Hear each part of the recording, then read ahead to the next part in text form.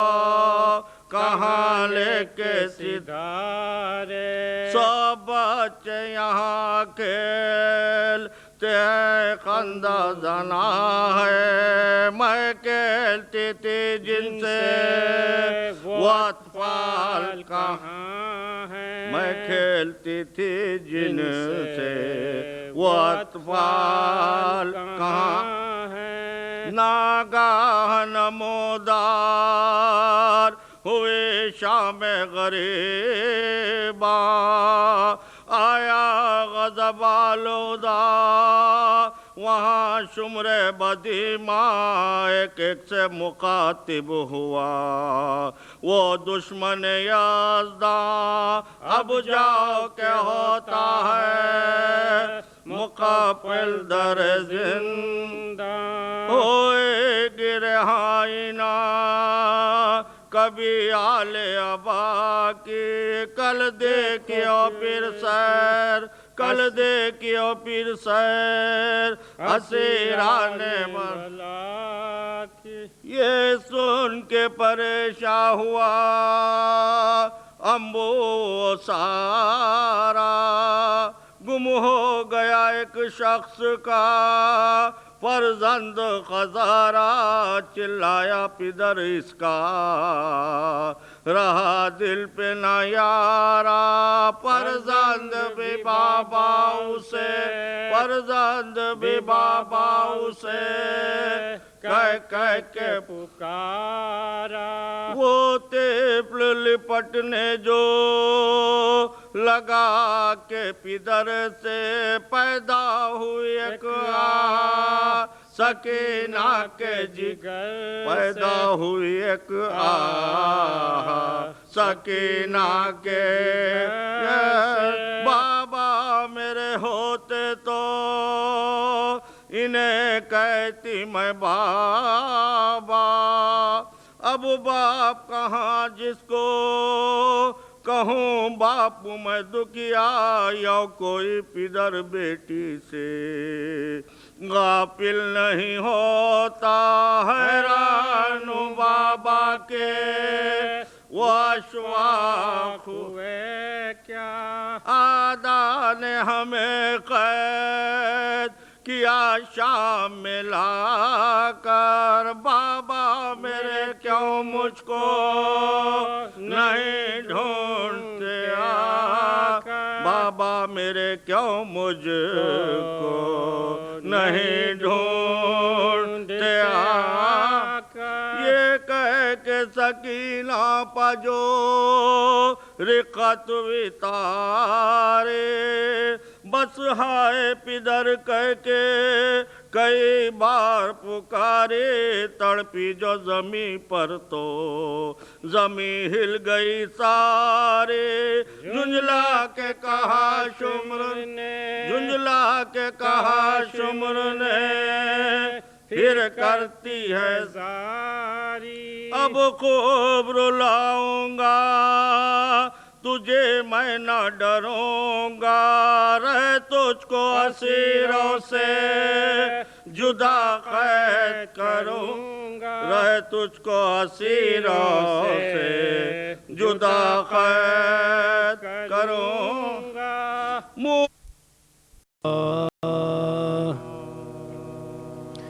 پہنچی جو قید خانے میں ہندے نکوسیر پہنچی جو قید خانے میں ہندے نکوسیر دیکھا کہ ایک مریض پڑا ہے قریب در روتا ہے وہاں کوئی تو کوئی پیٹتا ہے سر ہاتھوں سے دل پکڑ کے پکاری وہ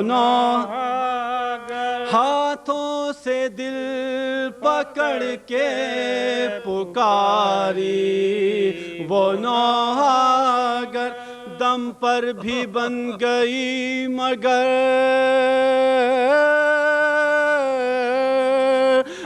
آفت گھٹی نہیں، تپ میں بھی اس غریب کی بیڑی کٹی نہیں، آنسو بہا کے شانہ ہلایا جو چند بار، ایک بار غش سے چونک کے بولا نہیں، زار بے کس کو کیوں جگاتی ہیں اماں پسر نثار، کیا جا بلب ہوا کوئی معصوم دل فگار، کیا جا بلب ہوا کوئی معصوم دل فگار، پیدا ہوئے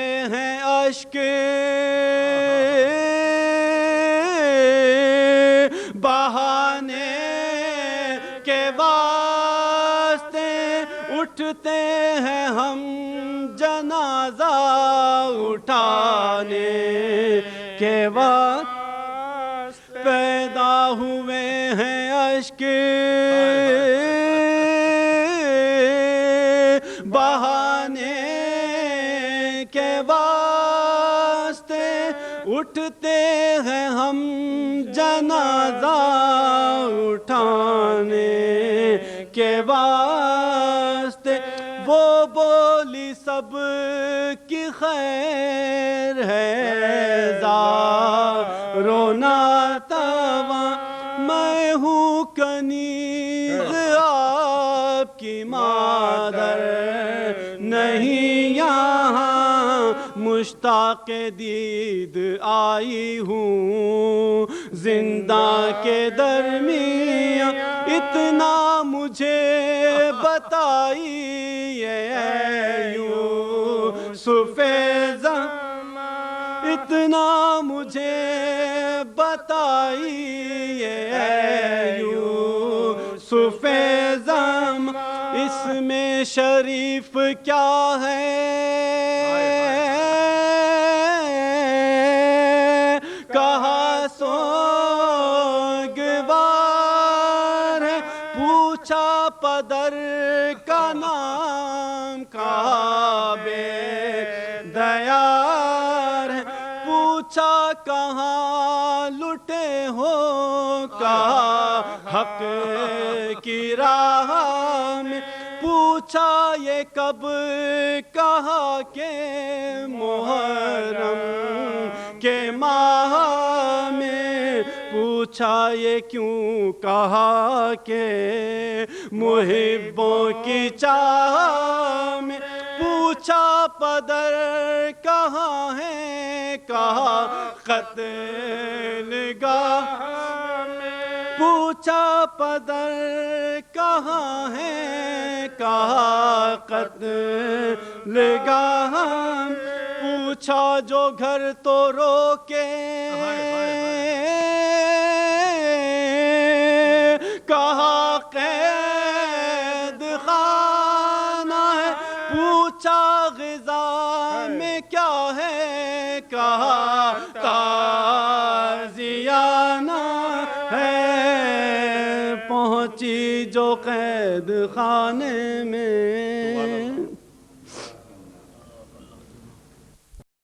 تو نصف شب سے قبل اس کو ادا کیا جا سکتا ہے، اور چونکہ مجھے پابند کر دیا گیا ہے تو میرے لیے لازم ہو گیا ہے کہ میں ان کے نام دونوں مرحومات کی آپ کی خدمت میں عرض کر دوں، اور یہ گزارش کر دوں کہ ان کے لیے 2 رکعت نماز بعشت قبر، پہلی رکعت میں سورہ الحمد کے بعد آیت الکرسی، اور دوسری رکعت میں سورۃ الحمد کے بعد 10 مرتبہ سورۃ القدر تلاوت کرنے کے بعد اس نماز کا اجر و ثواب معصومین علیہ الصلوۃ والسلام کے توسط سے، واسطے سے، وسیلے سے ان مرحومات کی روح کو بخش دیجیے گا۔ پہلا نام ہے مرحومہ نسیم بانو زوجہ غلام سرور، اور دوسرا نام ہے مرحومہ رضیہ عابدی بنت اقبال حسین۔ اس وقت اتنی گزارش کہ ان دونوں مرحومات کے لیے اور دیگر مرحومین مرحومات کے لیے، اور یہ ایک نام اور بھی میرے پاس آیا ہے، حاجی بہادر علی مرحوم، تمام دیگر مومنات کو بھی شامل کر لیجیے گا۔ اول و آخر 3 مرتبہ درود، 1 مرتبہ سورہ الحمد اور 3 مرتبہ سورہ اخلاص، ان کی اثار ثواب کے لیے پڑھ دیجیے۔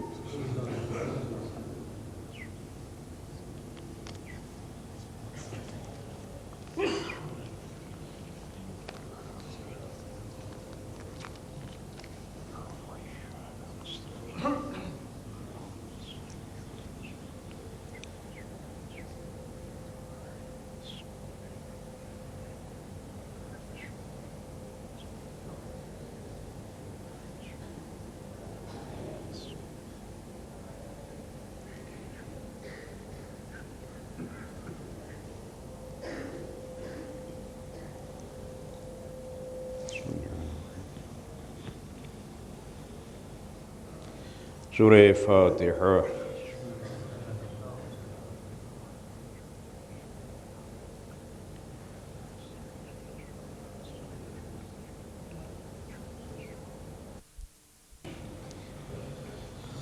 اعوذ باللہ السمیع العلیم من الشیطان اللعین الرجیم، بسم اللہ الرحمن الرحیم، الحمد للہ الواحد الاحد الفرد المنفرد العزیز الجبار الکبیر الذي حمده عز للحامدین وذکره شرف للذاکرین وشکرہ فوز للشاکرین وطاعتہ نجات للمطیعین وبابہ مفتوح للطالبین وآیاتہ برہان للناظرین وکتابہ تذکرۃ للمتقین ورحمتہ قریب من المحسنین والصلاة النامية الباقية الدائمة على النبي الأمي العربي القرشي الحاشمي حبيب إله العالمين وأشرف الأولين والآخرين وسيد الأنبياء والمرسلين وخاتم النبيين ورحمة للعالمين سيدنا ومولانا أبي القاسم محمد اللهم صل على محمد وآل محمد وأهل بيته الطيبين الطاهرين المعصومين المنتجبين المنتخبين لا سيما على وارث خلافة الإلهية والشريعة الخاتمية صاحب الأسر والزمان اللهم صل على ما دامت السماوات والأرضين ولعنة الله على أعدائهم أجمعين من يوم هذا إلى يوم الدين أما بعد فقد قال الله سبحانه وتعالى في كتابه المبين وهو أصدق الصادقين وقوله الحق بسم الله الرحمن الرحيم لقد أرسلنا رسلنا بالبينات وأنزلنا معهم الكتاب والميزان ليقوم الناس بالقسط وَأَنزَلْنَا الْحَدِيدَ فِيهِ بَأْسٌ شَدِيدٌ وَمَنَافِعُ لِلنَّاسِ وَلِيَعْلَمَ اللَّهُ مَن يَنصُرُهُ وَرُسُلَهُ بِالْغَيْبِ إِنَّ اللَّهَ قَوِيٌّ عَزِيزٌ. صلوات.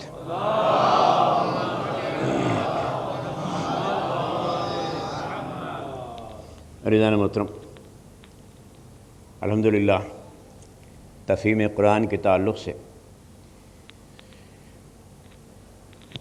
سورہ مبارک حدید اس کی 25 نمبر کی آیت، یہ ہمارا بیان تسلسل کے ساتھ اسی سے متعلق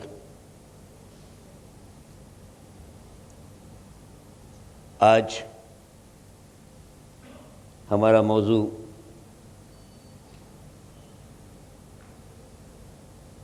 کتاب ہے. کل میزان اور پرسوں آخری دن تقریر ہے، تو اس میں لوہے کا نزول اور نصرت کرنے والے کی شخصیت کا تعارف، عذروِ قرآن. عزیزان محترم،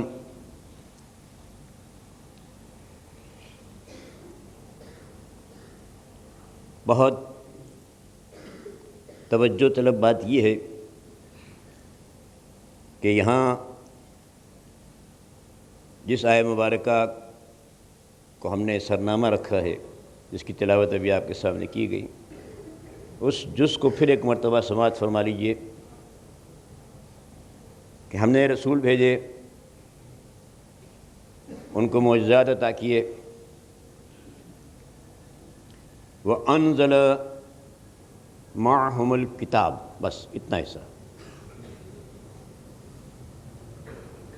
بہت توجہ طلب ہے. اس کی وضاحت جو میں آپ کی خدمت میں کرنے جا رہا ہوں. اور ہم نے ان رسولوں کے ساتھ کتاب کو بھی نازل کیا. مع کے معنی ساتھ، یہ لفظ ذہن میں رکھیں. اس آیت میں رسولوں کی گفتگو ہے. اب میں ایک اور آیت آپ کے سامنے پیش کرنے کا شرف حاصل کر رہا ہوں. یہ آیت سورہ مبارک بقرہ کی ہے. اس کا نشان ہے 213، جہاں تمام انبیاء کے تعلق سے بات کی. یہاں رسولوں کے لیے کہا گیا، ذہن میں رکھیے گا اس کو. رسول 313، میں بار بار بات بتا رہا ہوں بچوں کے خاص طور پر. انبیاء مشہور تعداد 1,24,000. انبیاء کے تعلق سے بات ہوئی سورہ بقرہ کی 213 نمبر کی آیت میں. ارشاد ہوا رب العزت کا کہ کان الناس امۃ واحدہ.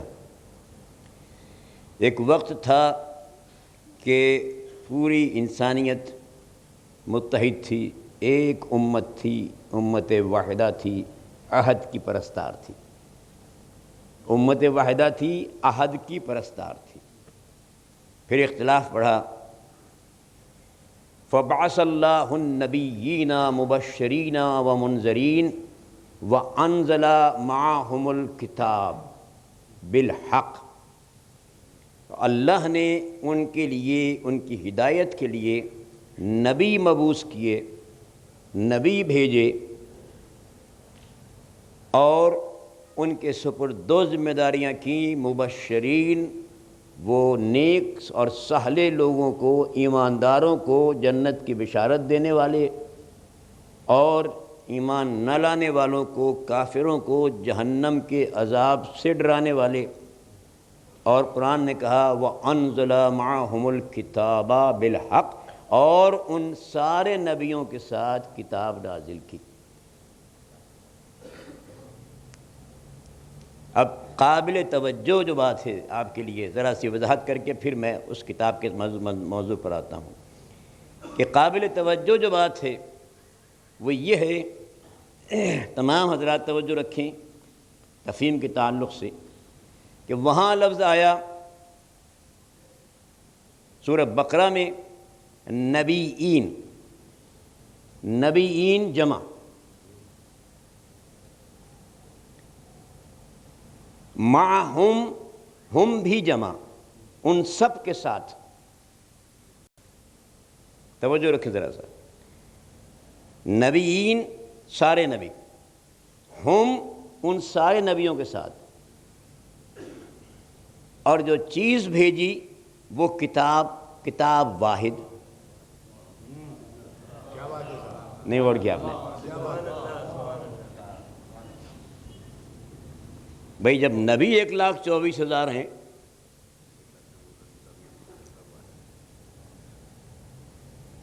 تو اگر کتاب کا وہ تصور ہو کہ جو آپ کے سامنے ہے، آپ کے ذہن میں ہے، سننے والے کے ذہن میں ہے، تو کتابیں بھی 1,24,000 ہونا چاہیے، تو کتب ہوتا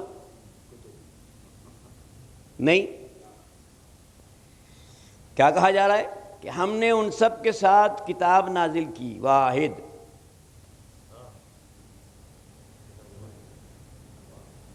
دوسری آیت دیکھیے جو ہمارا سرنامہ ہے، لَقَدْ أَرْسَلْنَا رُسُلَنَا بِالْبَيِّنَاتِ، رسولنا بالبینات، رسول آ گیا، جمع آ گئی، رسول نہیں کہا. وَأَنزَلْنَا مَعَهُمْ، ان سب کے ساتھ نازل کی کتاب.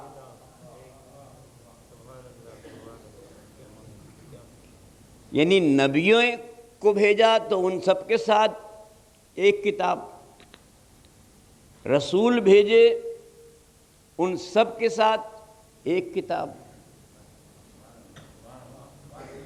اب یہ تو طے ہو گیا کہ یہ کوئی کتاب خاص ہے. ذرا ذہن میں رکھیے گا، یہ کوئی کتاب خاص ہے. اب یہ خاص کیا ہے وہ میں آپ کے سامنے کرتا ہوں. ایک چیز یہ ہے، ذرا سے وضاحت طلب، جیسے کہ ایک شب ہے ہمارے پاس، اس ایک شب میں پوری طرح سے کتاب کی وضاحت کرنا ہے، اس لیے میں یہ سب پہلو سامنے رکھ کے کر رہا ہوں. قرآن مجید فرقان حمید میں جہاں جہاں بھی پروردگار عالم نے، میں حضور کی مثال لیتا ہوں، حضور کے تعلق سے آخری کتاب یعنی قرآن کے نزول کی بات کی ہے، جہاں بھی ہے تو دو میں سے کوئی ایک لفظ آئی ہے.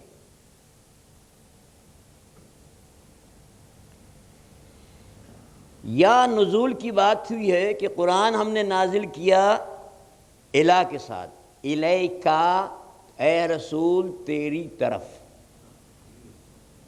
الہ کے معنی جانتے ہیں، جو عربی داں حضرات ہیں وہ جانتے ہیں معنی طرف کے. یعنی طرف کے معنی کیا ہوتے ہیں؟ طرف کے معنی یہ ہوتے ہیں کہ ایک جہاں سے آئی ہے کتاب اس کے لیے من آتا ہے، من اللہ یا من عند اللہ، اور جہاں اترتی ہے اس کے لیے الہ آتا ہے. یعنی کیا مقصد؟ من سے ابتدا بتائی جاتی ہے، الہ سے انتہا بتائی جاتی ہے. ذرا ذہن میں رکھیے. تو ایک تو لفظ ہے الہ جو قرآن کے نزول سے متعلق ہے. سورہ ایک ایک آیت سنتے چلیے تاکہ آپ تھوڑا ذہن میں رکھیں. درود پڑھیں ایک مرتبہ تو عرض کرتا ہوں ذرا سا.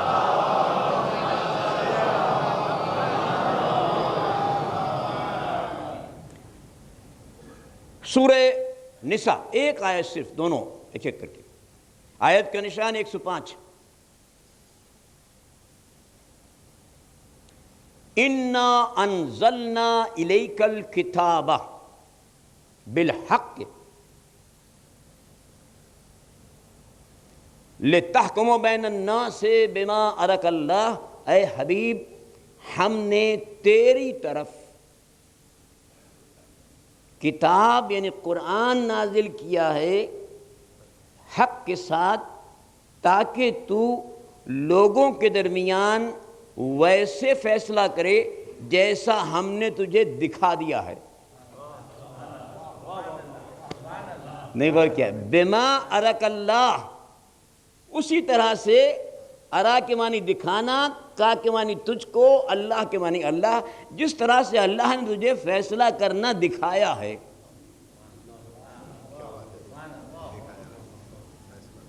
سکھایا نہیں ہے،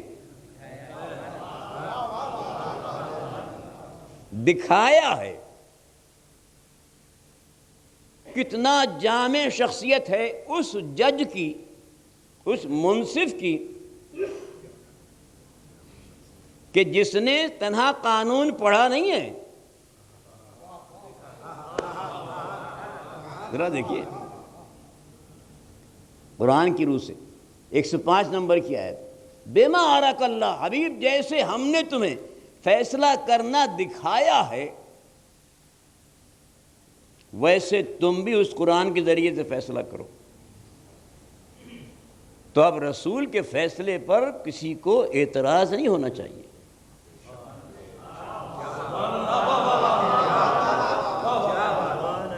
اس لیے کہ اس کا فیصلہ وہی ہے جیسا وہ اللہ کے یہاں دیکھ کر آیا ہے. مل کے درود پڑھ دے ایک مرتبہ.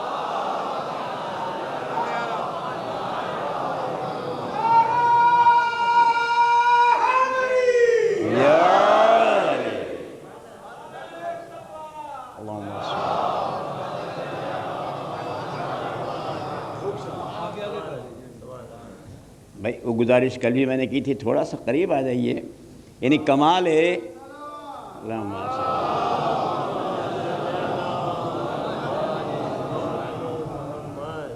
کمال کی بات یہ ہے کہ عقیدہ ہے بلا فصل پر، رکھتے ہیں فصل.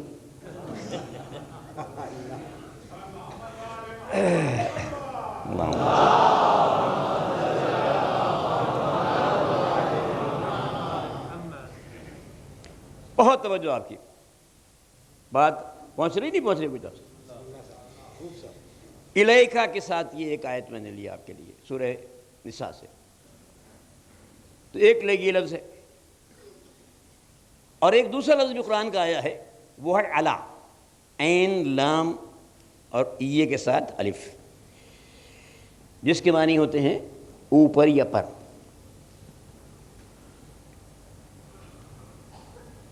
ذہن میں رکھیں اس کے معنی بالکل عجیب ہیں. بالکل میں آپ کے سامنے پہلے آیت پڑھوں گا پھر وضاحت کرتا ہوں. سورہ نحل ایک آیت صرف.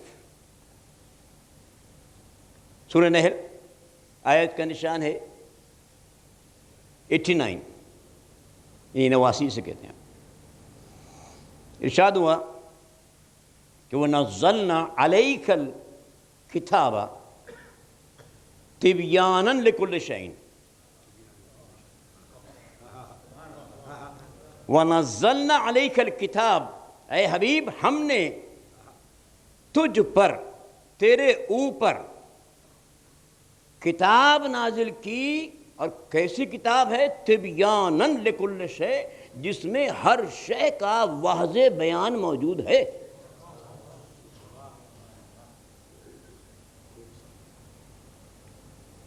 ہر شے کا واضح بیان موجود ہے. اب آپ سے ایک سوال پوچھوں گا، اگر مجھے ضرورت ہو کہ میں یہ معلوم کروں کہ مغرب کی 3 رکعتیں کہاں ہیں قرآن میں، مل جائے گی مجھے؟ کوئی آیت ایسی نہیں ملے گی. تو پھر قرآن کیا کہہ رہا ہے کہ ہر ایک کی واضح بیان ہے.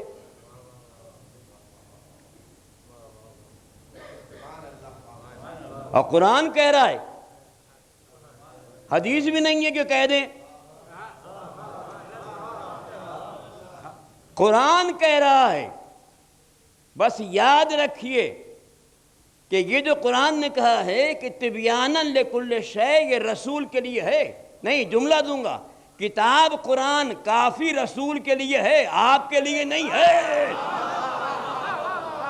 مل کے درود پڑھ دیں ایک مرتبہ اجتماعی طور پر.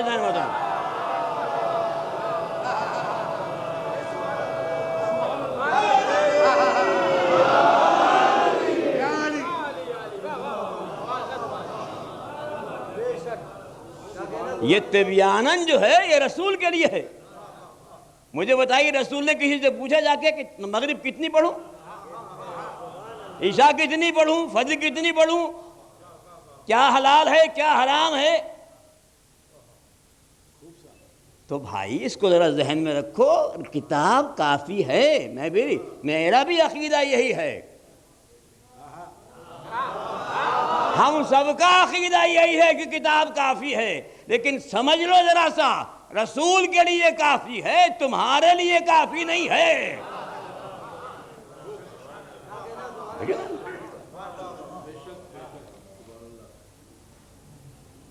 تو اب آئیے پھر اس باقی حصے کی وضاحت، ایک ذرا سے پہلو کی وضاحت کرتا ہوں، جلدی سے بات چاہتا ہوں کہ آپ تک پہنچے۔ وَنَزَّلْنَا عَلَيْكَ الْكِتَابَ، اے حبیب ہم نے تجھ پر جو کتاب نازل کی، تِبْيَانًا لِكُلِّ شَيْءٍ، اس میں ہر شے کا بیان بہت واضح طور پر ہے، وَهُدًى وَرَحْمَةً وَبُشْرَىٰ لِلْمُسْلِمِينَ، اور یہ کتاب ہدایت ہے، رحمت ہے، بشارت ہے مسلمانوں کے لیے۔ ابھی ایک الگ بات تھی، ایک موضوع بالکل الگ تھا، مگر اس سے میں نہیں جانا چاہتا بات میں۔ الہ کی معنی میں نے بتا دیے، اب الہ کی معنی بھی سن لیجئے۔ کیا معنی بتایا میں نے آپ کو اردو میں؟ پر یا اوپر، ہے نا؟ یہ کتاب ہے رسول ہم نے تجھ پر نازل کی۔ بھائی اس بات کو ذہن میں رکھیے گا، علمی آپ بات عرض کر رہا ہوں، مثال دوں گا بالکل سامنے کی آپ کے، تاکہ آسانی سے بچے بھی سمجھ جائیں۔ جب الہ کے ساتھ بات ہوتی ہے نا، تو یہ دلیل ہے کہ رسول جس پر کتاب آئی ہے وہ صاحب علم لدنی ہے۔ یعنی کیا مقصد؟ وہ وہاں سے علم لے کر آیا ہے اور مجسم علم ہے، سر سے پاں تک علم ہے۔ جب اللہ کے ساتھ بات ہوتی، قرآن یہی کہنا بھی چاہتا ہے، یہی کہنا بھی چاہتا ہے، بہت توجہ رکھیے گا محترم۔ اس کو میں آسانی سے مثال کے طور پہ کہہ دوں گا آپ کے سامنے کہ فرض کیے میں نے کہا کہ یہ فلاں شخص جو ہیں، کوئی بھی نام لے لیں، زید، پورے خاندان کی ذمہ داری اس پر ہے۔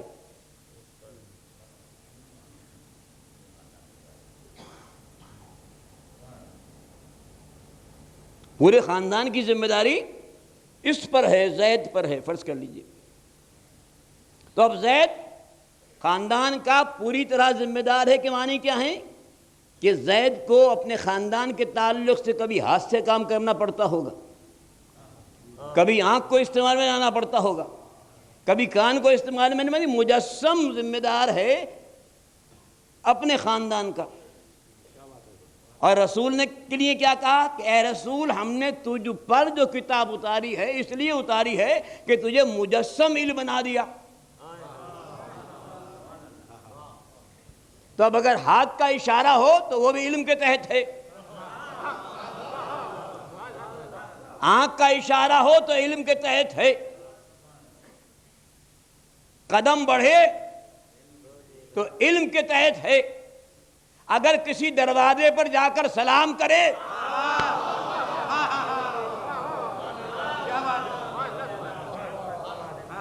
تو علم کے تحت ہے، سب علم کے تحت ہے۔ اس لیے کہا اللہ کے ساتھ بھی ہم کہہ دیں کہ ہم نے قرآن کو تجھ پر نازل کیا ہے، اس کے معنی تجھے مجسم علم بنایا ہے۔ اب جو کچھ بھی دیکھتے ہو تم رسول کے تعلق سے،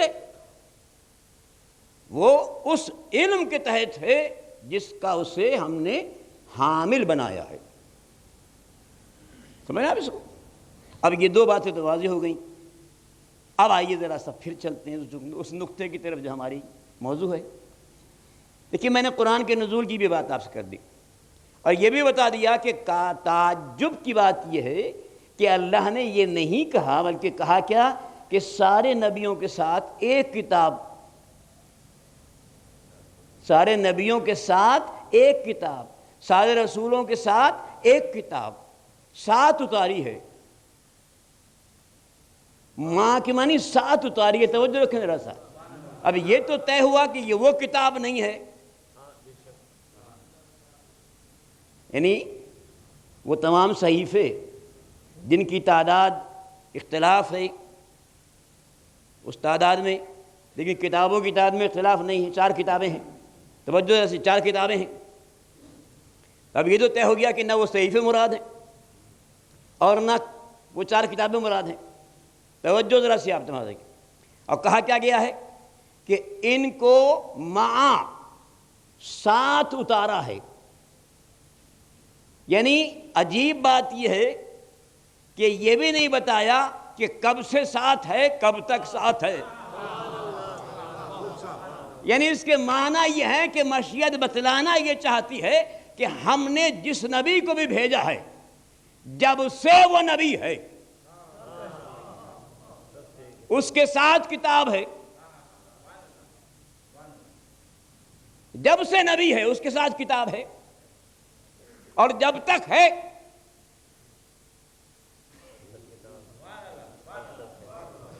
کتاب ساتھ ہے. سنیے، جس رسول کو بھیجا ہے جب سے بھیجا ہے کتاب ہے، جب تک ہے کتاب ہے.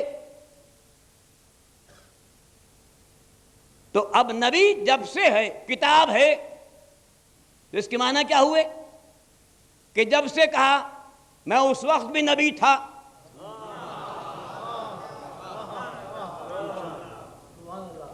تب یہ کتاب ہے کیا؟ اس سے پہلے کہ میں قرآن مجید کی آیات کا سلسلہ پیش کروں آپ کے سامنے، معصوم کے قول کو پیش کیے تو میرے ذرا درود پڑھیں آپ حضرات. تو اس کرتا ہوں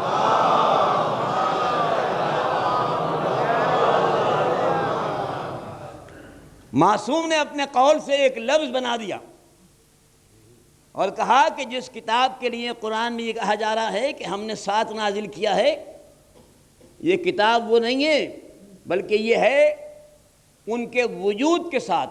اس کے لیے کہا کتاب وجودی. کتاب وجودی کیا مقصد؟ یعنی نبی اور رسول کا وجود ہی دلیل ہے کہ وہ علم والا ہے، جاہل نہیں ہے. اب سنیے مولا کا قول کہ الکتاب الوجودی. مولا وضاحت فرما رہے ہیں، الکتاب الوجودی هو العلم الذي اعطي لهم مع وجودهم.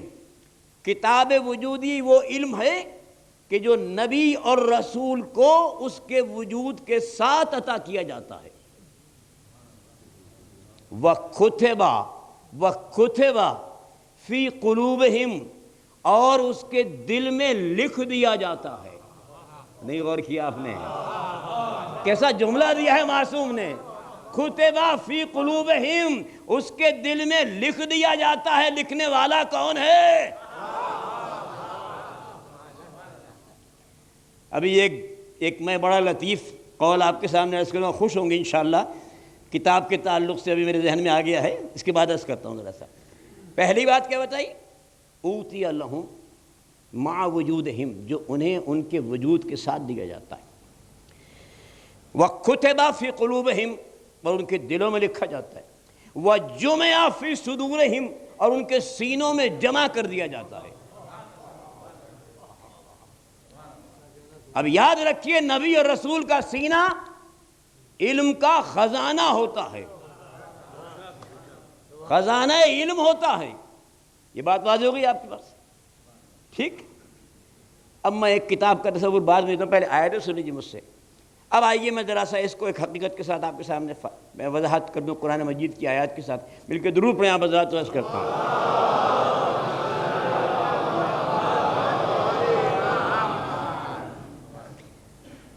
جہاں سے مقام لے رہا ہوں، انتخاب کیا ہے، وہ سورہ مریم ہے.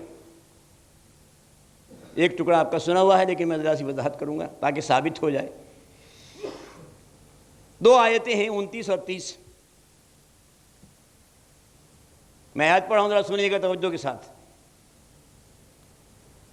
فَقُولِي إِنِّي نَذَرْتُ لِلرَّحْمَٰنِ صَوْمًا فَلَنْ أُكَلِّمُ الْيَوْمَ إِنْسِيًّا. اے مریم، یہ موقع ہے، جناب عیسیٰ تشریف لا چکے. درخت خرما کے نیچے کھجور کے درخت کے نیچے جناب مریم نو مولود کو لیے ہوئے بیٹھی. ذہن میں رکھیے یہودیوں نے گھیر لیا ہے. اس وقت کی آیت ہے جو میں عرض کر رہا ہوں. ذرا ترجمہ سنیے گا اور آج ایک رخ دے رہا ہوں آپ کو ذرا توجہ کے ساتھ, بہت توجہ رکھیے ویسے. سنیے ترجمہ کیا آیت سنیے پہلے. فقولی حکم ہوا اللہ کا, انی نظرت للرحمن صومن, اے مریم ان سے کہہ دے کہ میں نے اللہ جو رحمان ہے اس سے نظر کی تھی, میں روزے سے ہوں. صوم کے معنی روزہ. آج آپ کو معرفت دکھانا چاہتا ہوں, بہت توجہ رکھیے گا. پھر سنیے آج مجھ سے, فقولی اے مریم کہہ دے ان سے, انی میں نے نظر تو نظر کی تھی, للرحمان رحمان کی, صومن روزے کی, میں روزے سے ہوں. فلن اکلم الیوم انسیہ, آج میں کسی آدمی سے مرد سے بات نہیں کروں گی. سن لیا آپ نے آیت, لیکن چونکا کوئی نہیں. اب میں آپ کو چونکاتا ہوں. فقہ کا مسئلہ ہے, بہت توجہ رکھیے گا. فقہ کا مسئلہ ہے. فقہ کا مسئلہ یہ ہے کہ چونکہ خاتون ولادت کے بعد غیر طاہر ہوتی ہے, ولادت کے بعد بچے کی ولادت ہو تو وہ نجس ہوتی ہے, اور چونکہ نجس ہوتی ہے تو جب تک غسل نہ کر لے اس وقت تک نہ نماز ہے نہ روزہ. اس وقت تک نہ نماز ہے نہ روزہ. اور قرآن کہہ رہا ہے مریم ذرا سمجھیے, نبی کی ماں کو پہچانیے.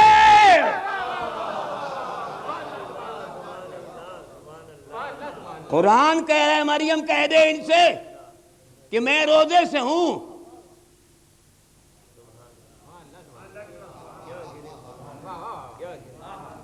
پتا چلا کہ نبی کی ماں ویسی ہی پاک و پاکیزہ ہوتی ہے جیسا نبی ہوتا ہے. تو اب میں دستبستہ آپ سے پوچھتا ہوں کہ اگر کوئی عیسائی آگے بڑھ کے کہہ دے کیا آپ کا قرآن کہہ رہا ہے کہ ہمارے نبی کی ماں کتنی طیب و طاہر تھی, لیکن آپ کا نبی بخشوائے گا جب جہنم سے نکالے گا. استغفر اللہ ربی واتوب الیہ. یہ دلیل ہے خدا کی قسم کہ نبی کی ماں باپ طاہر. بات ذہن میں رکھیے گا اس کو. اس لیے میں نے آپ کو یاد ہوگا شعر پڑھا تھا ایک جناب آمنہ کا. کئی شعر ہیں, 4-5 شعر ہیں, لیکن اب میں اس شعر کو دہرانا نہیں چاہتا. ایک شعر میں نے پڑھا تھا, یاد ہے نا آپ کو, میں دہراتا ہوں اس کو. کیا کہا تھا اس کا دوسرا مزہ سن لیجئے. میں مطمئن ہوں. کیوں مطمئن ہوں؟ اس لیے کہ قد ترکت خیرا وولدت طاہرا. اس لیے مطمئن ہوں کہ میں جو چھوڑ رہی ہوں وہ خیر چھوڑ رہی ہوں. اس لیے مطمئن ہوں کہ میں نے جو پیدا کیا ہے وہ طیب طاہر پیدا کیا ہے. تو یہ کوئی غیر طاہر ماں کہہ سکتی ہے ایسا؟ کبھی نہیں. بہرحال عزیزان محترم, حکم و مشیت کا, مریم تم کہو میں روزے سے ہوں. اور اس کے بعد آئے لطیف اشارت علیہ, مریم نے اشارہ کیا بچے کی طرف. میں تو بول نہیں سکتی, روزہ ہے میرا. اشارت, اب سنیے, فاشارت علیہ, مریم نے اشارہ کیا. پہلے بتایا کہ میں بول نہیں سکتی, پھر اشارہ کیا. یہ حکم ہوا کہ تم مت بولو, اشارہ کر دو. کس سے اشارہ کیا؟ جناب عیسیٰ کی طرف. سامنے ہے, گود میں ہے عیسیٰ. فاشارت علیہ, توجہ رکھیے دوستاں. جیسے اشارہ دیکھا جناب مریم کا یہودیوں نے, تو فوراً کہا کہ کیف نکلم من کان فی المہد صبیا. اے مریم یہ کیا اشارہ کر رہی ہو؟ ہم اس چھوٹے سے بچے سے جو ابھی پیدا ہوا ہے تمہاری آغوش میں ہے، ہم اس سے بات کیسے کر سکتے؟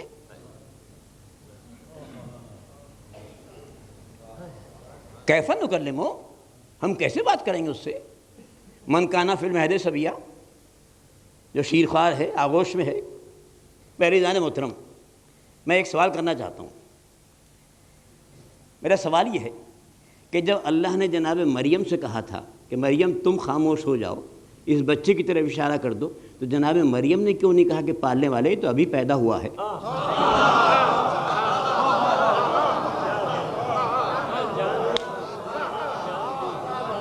ذرا ذہن میں رکھیے گا اس فکر کو، جناب مریم نے کیوں نہیں کہا پالنے والے؟ بولے گا کیسے؟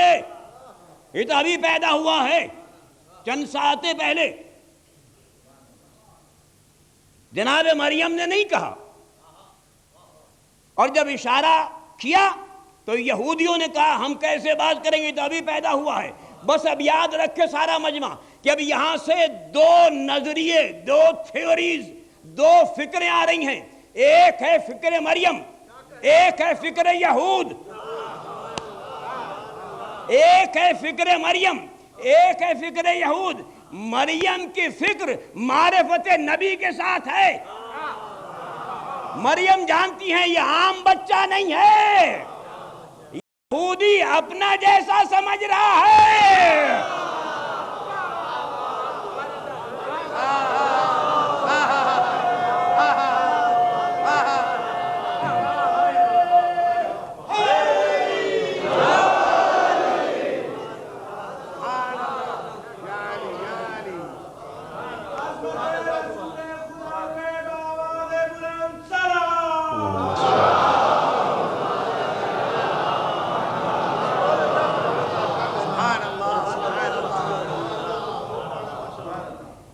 اب یہ نظریہ قیامت تک کے لیے قائم ہے۔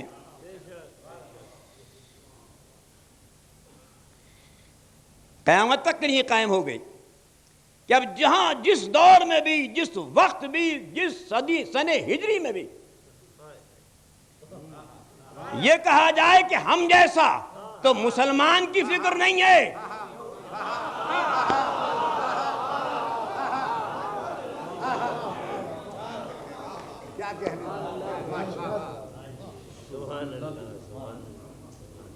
کہنے کو کہا جا سکتا ہے کہ مسلمان بول رہا ہے، لیکن جب آپ زبان دیکھیں گے، درود پڑھ دے ایک مرتبہ آواز میں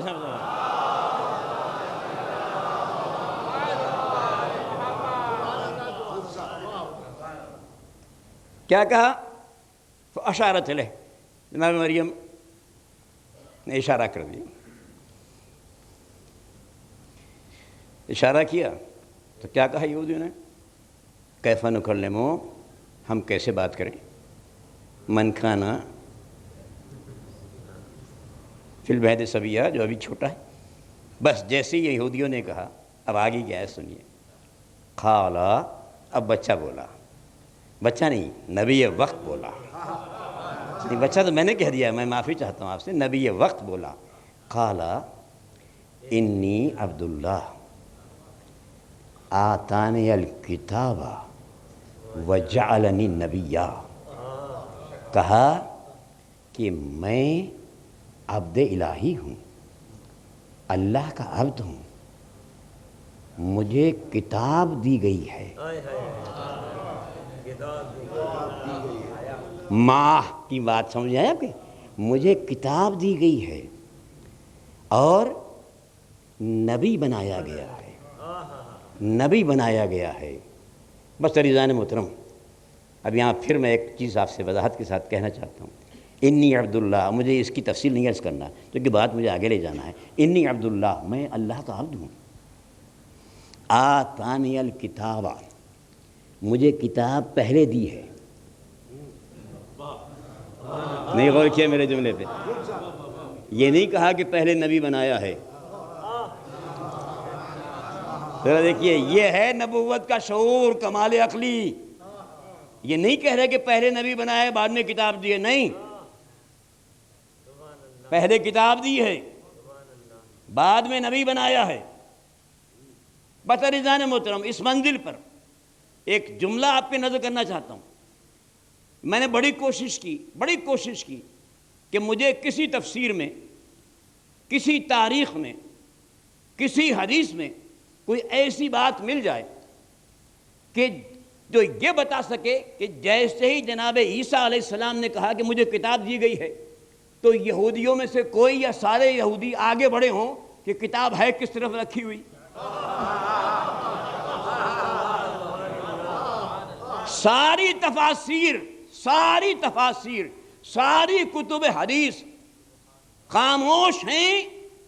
اگر کہتی ہیں تو یہ کہتی ہیں کہ جیسے ہی یہود نے سنا سب خاموش ہو گئے، منتشر ہو گئے. کیا مقصد؟ جان لیا کہ یہ وہ بچہ نہیں ہے. بہت توجہ رکھیے گا. تو اب اتنا پتہ چل گیا کہ یہودی بھی اتنی تو معرفت رکھتا تھا.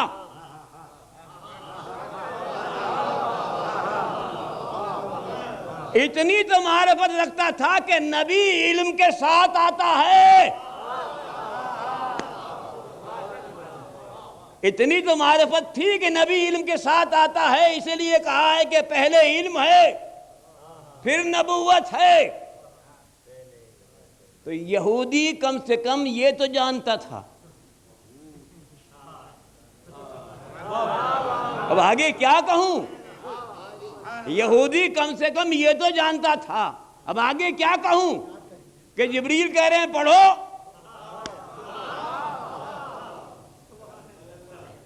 اور مسلمان کہہ رہا ہے کہ اللہ کا رسول کہتا ہے مجھے پڑھنا ہی نہیں آتا. ہم نے دیکھا. اب آئیے عزیزان محترم ذرا مل کے درود پڑھیں آپ حضرات تو آگے بات بڑھاتے ہیں.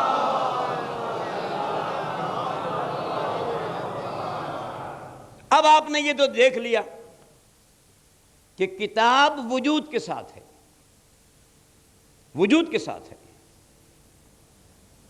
بات ہو گئی نا مزید.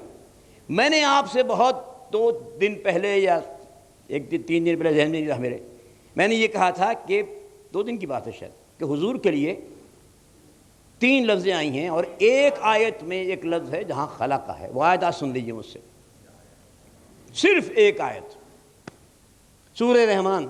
اب تو آپ کو یاد ہے یہ آیت خود بخود. اور رحمان علم القرآن خلق الانسان علمہ البیان. رحمان وہ ہے کہ جس نے قرآن کی تعلیم دی، پھر اس انسان کو اس دنیا میں پیدا کیا، اور پھر کہا اس کو کہ جو تو نے قرآن کی تعلیم دی ہے علمہ البیان، اسے حکم دیا کہ اسے بیان کرنا شروع کر دے. تو آج جان لیجئے جبریل آیتیں لے کر نہیں آتے تھے بلکہ موقع لے کر آتے تھے کہ حبیب اللہ کے سنیے، اللہ یہ چاہتا ہے کہ سورہ اقرا پڑھ دیجئے، سورہ اخلاص پڑھ دیجئے. درود پڑھ دیا ایک مرتبہ آواز میں.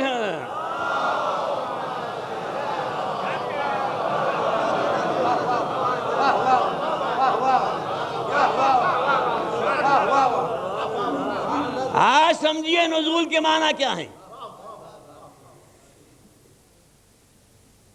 اس کو آج سمجھیے اس کو.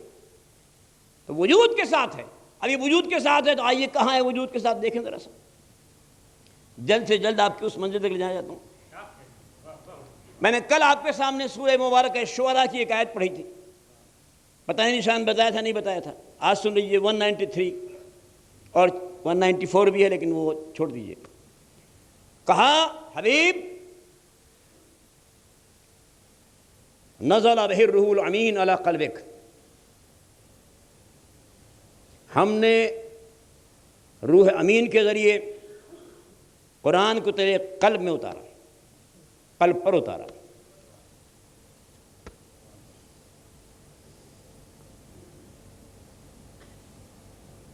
توجہ ہے نا آپ کی؟ منزل قرآن کیا ہے؟ رسول کا قلب. یہ کل منزل کی بات آئی تھی نا، کل بھی تو آئی تھی نا منزل کی بات کہ قرآن کی منزلیں ہیں 7، یہ قاریوں کی منزلیں ہیں، یعنی جو قرآن کو 7 دن میں ختم کرنا چاہتا ہے. دھیان میں رکھیے، یہی ہے بتا رہا ہوں حقیقت آپ. یہ جو 30 پارے ہیں نا، یہ قرآن کو 30 دن میں ختم کرنے کی صورت ہے. یہ جو منزلیں ہیں 7، یہ قرآن کو کم سے کم 7 دن میں ختم کرنے کی صورت ہے.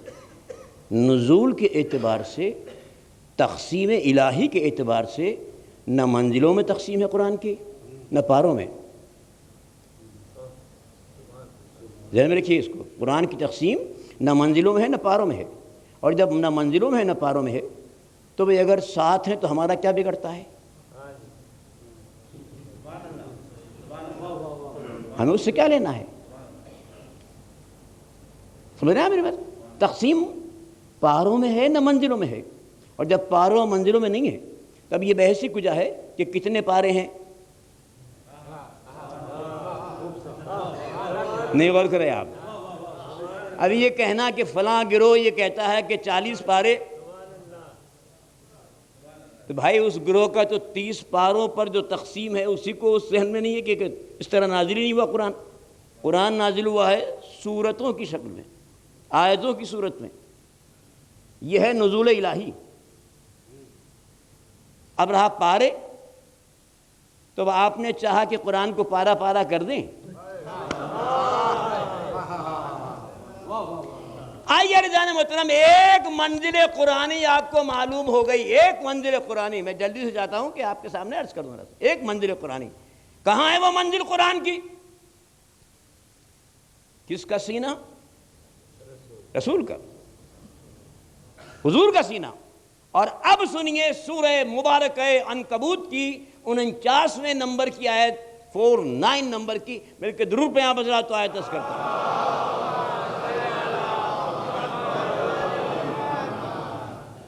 توجہ رکھے ذرا سا. کتاب ارشاد رب العزت ہوا 49 نمبر سورہ عنکبوت. عنکبوت مکڑی کو کہتے ہیں، مکڑی کو. اور یہ ذہن میں رکھیے، یہ مکڑی بڑی عظمت والی مکڑی جس کے لیے اللہ نے سورہ نازل کر دیا.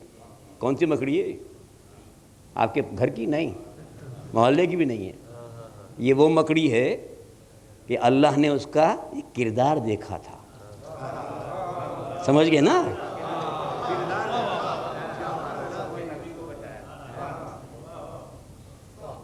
ہجرت کی شب میں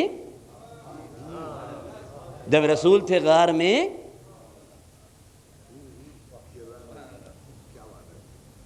تو اس کا اتنا اللہ کو پاس ہوا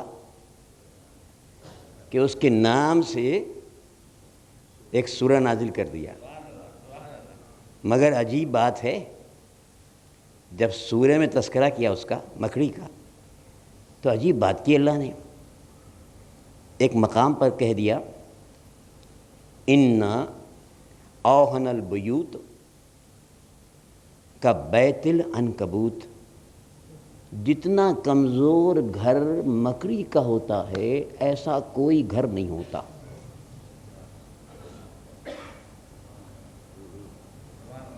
سنیں آپ کیا کہا ہے قرآن؟ جتنا کمزور گھر مکڑی کا ہوتا ہے ایسا کمزور گھر کوئی اور نہیں ہوتا. یہ تو بالکل طے ہو گئی بات. لیکن اس مکڑی نے جس نے غار کے منہ پہ جالا بنایا تھا، جب جبریل آئے تھے حکم الہی سے اور ایک مرتبہ مکڑی کو بیچ میں بیٹھے دیکھ کے کہا تھا کہ کس زوم میں بیٹھی ہوئی ہے؟ کہا تجھے نہیں معلوم جبریل، تمہیں نہیں معلوم جبریل، میں اس وقت اللہ کے رسول کی محافظ بنی ہوئی ہوں. کہا اتنے کمزور گھر کی بنیاد پر؟ کہا اگر ممکن ہو تو ایک تار توڑ کے دکھا دو.